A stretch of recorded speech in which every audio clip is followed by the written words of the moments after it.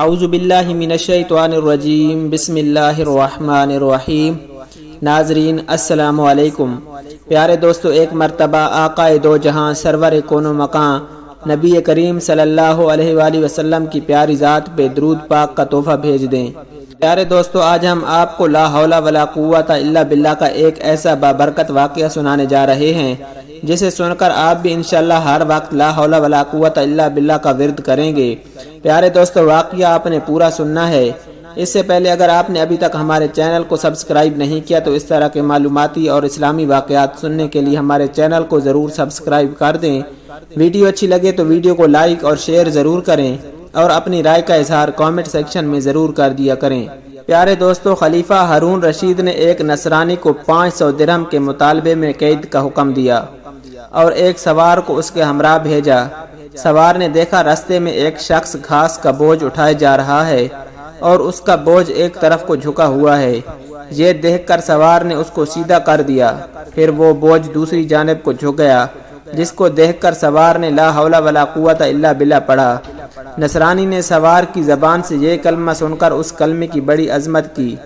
یہ دیکھ کر سوار نے اس نصرانی سے کہا کہ جب تم اس کلمے کی اس قدر عظمت کرتے ہو اور اس کو اتنا بابرکت سمجھتے ہو تو اللہ تعالیٰ پر ایمان کیوں نہیں لاتے، جس کے نام کی عظمت سے اس کلمے کو یہ برکت حاصل ہوئی ہے۔ اس پر اس نصرانی نے جواب دیا کہ میں نے اس کلمے کو آسمان کے فرشتوں سے سیکھا ہے۔ یہ سن کر سوار کو بہت تعجب ہوا اور سوار نے خلیفہ کی خدمت میں حاضر ہو کر تمام واقعہ بیان کیا۔ تو خلیفہ نے نصرانی کو بلوا کر دریافت کیا، آخر تو نے یہ کلمہ فرشتوں سے کس طرح سیکھا؟ تو اس نے بتایا کہ واقعہ یہ ہے کہ میرا ایک چچا بہت مالدار تھا اور اس کی ایک حسین لڑکی تھی۔ میں نے اس چچا زاد بہن کے لیے اپنے نکاح کا پیغام دیا، جس کو میرے چچا نے منظور نہ کیا اور اس کا نکاح دوسری جگہ کر دیا۔ چنانچہ شب زواف میں اس کے شوہر کا انتقال ہو گیا۔ میں نے پھر اس سے نکاح کی درخواست کی، مگر اس نے اب بھی میری درخواست منظور نہیں کی اور دوسری جگہ اس کا نکاح کر دیا۔ اس کا وہ شوہر بھی اسی طرح شب زواف میں بیوی کے پاس گیا تو مردہ پایا گیا۔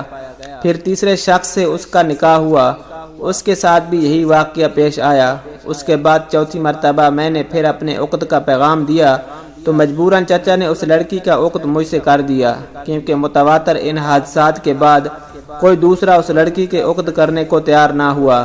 آخر میں نے دیکھا کہ خلوت کے وقت شیطان ایک گواہ گراں کی شکل میں ظاہر ہوا اور اس نے زور سے ایک چیخ مار کر کہا، تو کہاں آیا ہے؟ میں نے جواب دیا کہ میں اپنی بیوی کے پاس آیا ہوں۔ تو وہ شیطان کہنے لگا کہ تجھے معلوم نہیں میں نے اس کے پہلے شوہروں کے ساتھ کیا معاملہ کیا؟ میں نے جواب دیا، ہاں مجھے معلوم ہے۔ یہ سن کر وہ شیطان کہنے لگا، اگر تو اس بات پر راضی ہو کہ یہ عورت رات کو میرے لیے ہو اور دن کو تیرے لیے تو بہتر ہے، ورنہ میں تجھے بھی مار ڈالوں گا۔ میں نے اس کی بات کو منظور کر لیا اور اسی طرح پر ایک مدت گزر گئی۔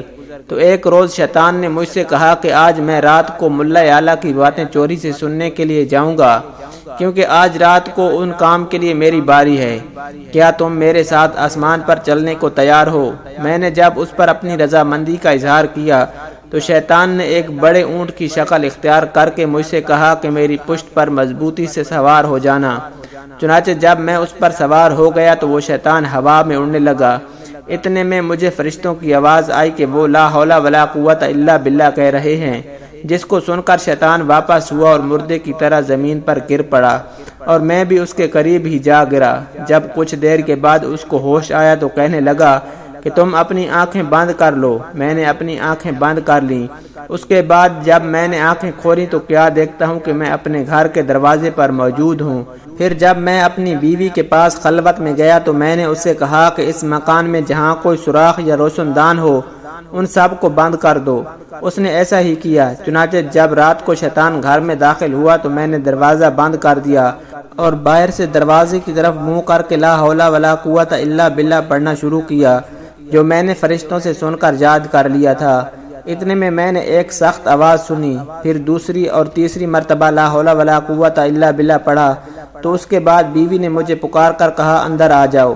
جب میں اندر گیا تو بیوی نے بیان کیا کہ جب تم نے پہلی مرتبہ لا حول ولا قوت الا باللہ پڑھا تھا تو شیطان نے یہاں سے بھاگنے کا راستہ تلاش کیا مگر اسے کوئی راستہ نہیں ملا۔ جب دوسری مرتبہ تم نے لا حول ولا قوت پڑھا تو آسمان سے ایک آگ نے اتر کر شیطان کو گھیر لیا، اور جب تیسری مرتبہ تم نے لا حول ولا قوت پڑھا تو اس آگ نے شیطان کو جلا کر راکھ کر دیا، اور اللہ تعالیٰ نے ہمیں اس ملعون سے نجات دے دی۔